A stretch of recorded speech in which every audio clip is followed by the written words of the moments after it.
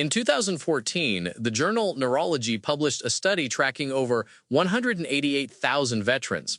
The researchers found that a single traumatic brain injury increased the risk of developing dementia later in life by 60%. But what the data fails to capture is the human costs of that deterioration. It does not quantify what happens when the architecture of a personality is fundamentally rewritten by physical force or degenerative disease. Today, we are examining the brutal neurology of traumatic brain injury and dementia. We will explore how physical damage to the brain alters human identity and the profound psychological phenomenon known as ambiguous loss, the grief experienced by families mourning a loved one who is still physically sitting across the table from them. Eloise, let us start with the physical reality of the injury itself. When a brain sustains trauma, what is actually happening at the cellular level that translates into a changed personality? The mechanism is far more chaotic than a simple bruise. When a sudden force impacts the skull, you often see what neurologists call a diffuse axonal injury. The brain essentially twists or rotates rapidly inside the cranium. This motion stretches and tears the axons, which are the long nerve fibers responsible for transmitting communication between neurons. It is a catastrophic disruption of the brain's internal wiring. At the exact moment of injury, the body also releases a massive flood of excitationary chemicals, specifically glutamate. This causes an overstimulation of neurons that can lead to secondary cell death. The injury does not end with the physical impact. It initiates a toxic cascade that degrades the neural networks responsible for emotional regulation and impulse control over hours and days. That suggests personality is entirely vulnerable to structural and chemical integrity. If a torn fiber or a chemical flood can alter someone's temperament, it implies that what we consider the self is quite fragile. We often treat personality as an abstract, enduring soul, but you're describing it as a biological output. It is a biological output, and specific regions govern specific traits.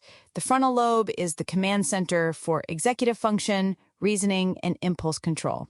Psychiatric Times describes frontal lobe syndrome as a complex neuropsychological disorder resulting from damage to this area. The symptoms are highly dependent on the precise location of the lesion. Damage to the ventromedial orbital frontal cortex often produces severe impulsivity and a loss of social inhibition. The person might make inappropriate comments or engage in risky behavior without considering the consequences. Conversely, lesions in the dorsolateral regions are associated with profound apathy and a loss of motivation. The individual might sit in a chair all day, showing no interest in activities they once loved. The personality has not vanished. The hardware running the social and emotional software has been damaged. Before modern neuroimaging allowed us to see these lesions, the medical community must have struggled to connect behavioral changes to physical trauma. The historical baseline for this understanding always points back to Phineas Gage in 1848. The standard narrative is that an iron rod blasted through his left frontal lobe, and he instantly transformed from a mild-mannered foreman into an aggressive, impulsive monster. Is that historical account accurate, or has the medical community weaponized his story to simplify a complex science? The Gage story is the foundational myth of modern neuroscience, and like most myths, it is an oversimplification. A review in the Postgraduate Medical Journal points out that Gage's case did prove that injury to the prefrontal cortex could cause profound personality changes without destroying basic sensory or motor functions. It birthed the theory of cortical localization, the idea that specific brain areas control specific functions. However, the severity and permanence of his personality changes are routinely exaggerated in textbooks. Gage did not remain a volatile outcast for the rest of his life. He eventually recovered enough function to work as a long-haul stagecoach driver in Chile, a job requiring intense focus, planning, and social interaction. His recovery demonstrates neuroplasticity, the brain's ability to reorganize itself and compensate for damage. That revision of Gage's story complicates the narrative of inevitable decline. If the brain can reroute functions around a massive hole in the frontal lobe, why do modern patients with traumatic brain injuries or neurodegenerative diseases often experience permanent, progressive personality loss? The difference lies in the nature of the damage. Gage suffered a focal injury, a specific localized destruction of tissue. The rest of his brain was largely healthy and could eventually compensate. Neurodegenerative diseases like dementia and the long-term effects of repetitive trauma like chronic traumatic encephalopathy or CTE cause progressive diffuse damage. In frontotemporal dementia, for example, the disease preferentially attacks the frontal and temporal lobes. As the neurons in these areas die off, the connections between the limbic system, which generates primal emotions, and the cerebral cortex, which evaluates and controls those emotions, deteriorate. The patient loses the ability to filter their emotional responses or recognize the emotions of others. Empathy literally degrades at a cellular level. That degradation of empathy must be the most devastating aspect for a family to witness. The physical body remains familiar, but the relational dynamics are severed. This brings us to the concept of ambiguous loss. We are conditioned to grieve a death, a final physical absence. How does the human psyche process the loss of a personality when the body is still sitting in the living room? Psychologists refer to this as mourning the living ghost. It is a state of chronic, unresolved grief. When someone dies, society has rituals, funerals, mourning periods that provide a framework for closure. With severe traumatic brain injury or dementia, the loss is ongoing and ambiguous. The family is mourning the shared history, the inside jokes, and the mutual understanding that have vanished, while simultaneously performing the grueling physical tasks of caregiving. According to the Family Caregiver Alliance, family members and friends provide the vast majority of unpaid care for older adults. These caregivers are trapped in a paradox. They must remain devoted to the physical survival of a person whose mind is slowly becoming a stranger to them. The toll on the caregiver is not just emotional, it manifests biologically. The chronic stress of watching a loved one's identity dissolve must alter the caregiver's own neurological state. Are we looking at a situation where the neurological decay of the patient induces a secondary health crisis in the family? Yes, the biological toll on caregivers is measurable and severe. The constant state of hypervigilance and anticipatory grief floods the caregiver system with cortisol, a stress hormone. Prolonged exposure to high cortisol levels damages the hippocampus, the brain region critical for memory formation. This leads to a phenomenon often called grief brain, where the caregiver experiences memory loss, trouble concentrating, and poor decision-making. These symptoms can be so pronounced that they mimic early-stage dementia. The caregiver is losing their own cognitive sharpness under the crushing weight of managing someone else's cognitive decline. It is a shared biological trauma. That creates a brutal feedback loop. The patient loses their executive function and relies entirely on the caregiver, while the caregiver's executive function is eroding due to the stress of the situation. Let us pivot to the behavioral symptoms themselves. The American Journal of Psychiatry notes that apathy affects a significant majority of dementia patients. Is this apathy a psychological reaction to confusion, or is it a direct result of tissue death? It is a direct result of tissue death. Apathy is frequently misunderstood as depression or a willful withdrawal. Families will try to motivate the patient, thinking they're just sad or giving up. But apathy in this context is a neurological deficit. The circuits in the frontal lobe and the basal ganglia that generate motivation, initiate action, and anticipate reward are damaged. The patient does not lack the desire to participate. They lack the neurological mechanism required to generate desire. This distinction is vital for caregivers to understand, because trying to force a patient out of neurological apathy through sheer encouragement only leads to frustration on both sides. If motivation is a mechanical circuit that can be broken, what about aggression? Studies show that patients with frontal lobe damage often exhibit sudden, violent outbursts.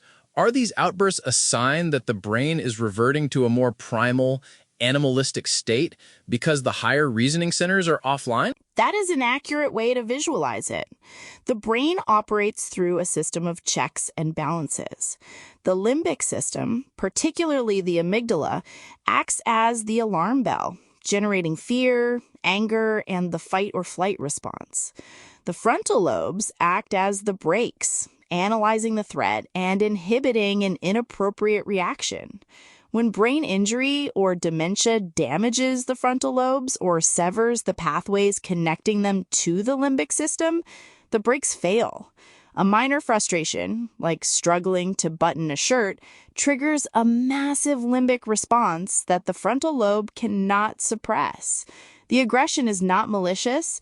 It is a raw, unfiltered neurological reflex that the patient cannot control. This paints a grim picture of human agency. If our empathy, our motivation, and our temper are dictated by the structural integrity of our white matter, it challenges the very concept of free will.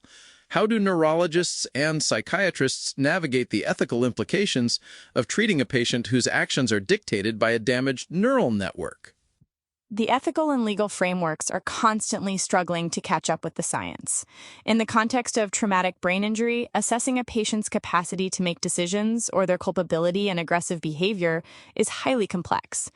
Neurologists use tools like the neuropsychiatric inventory to evaluate behavioral changes, but pinpointing the exact boundary between a patient's organic personality and their brain injury is difficult. Treatment focuses heavily on managing the environment rather than demanding the patient change their behavior. If a patient is prone to aggressive outbursts due to overstimulation, the ethical approach is to reduce environmental triggers, lowering noise, maintaining rigid routines, rather than punishing the behavior, which the brain is no longer equipped to suppress. It requires the family and society to act as the patient's external frontal lobe.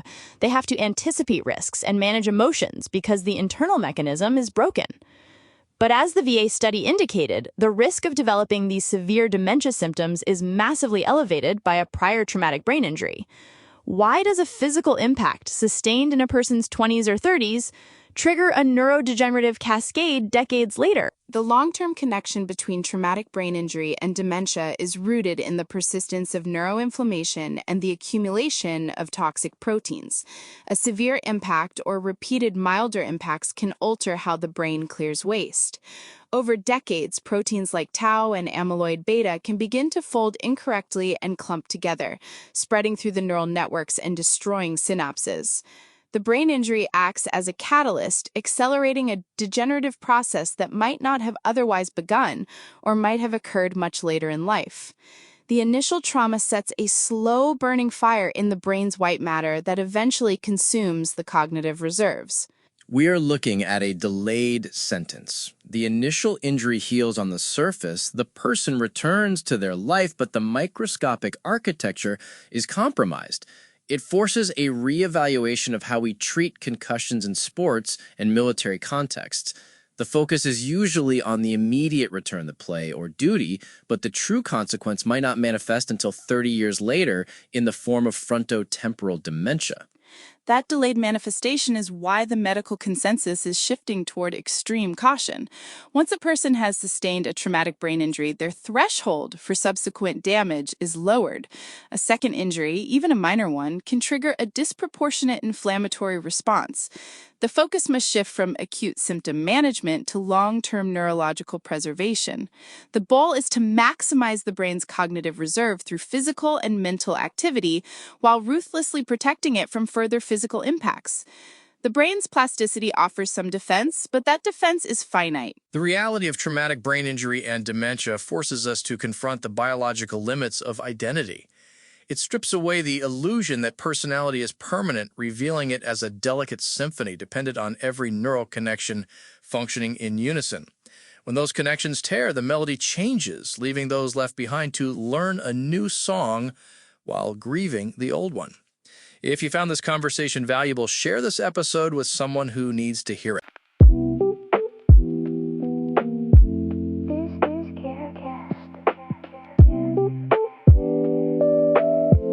Exploring the heart of care.